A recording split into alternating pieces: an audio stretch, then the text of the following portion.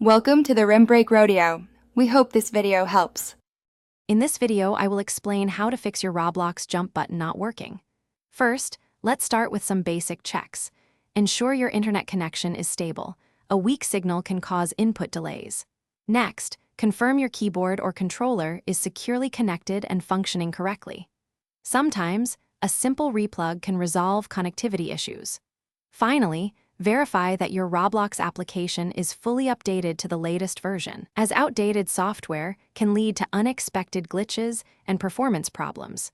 These initial steps often resolve many common issues quickly. Now, let's dive into Roblox's in-game settings. Open the Settings menu and navigate to the keybinds section. Here, you need to confirm that the jump action is correctly assigned to your desired key, typically the spacebar.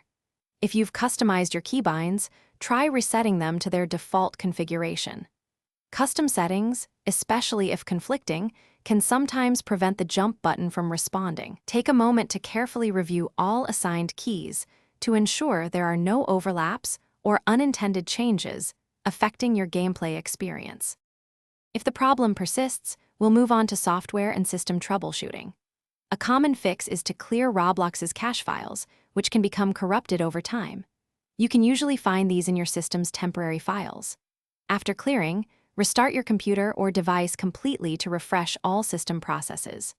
Also, consider temporarily disabling any third-party software, such as overlays or performance boosters, that might be interfering with Roblox's input. These programs can sometimes inadvertently block game commands, so testing without them is a crucial step.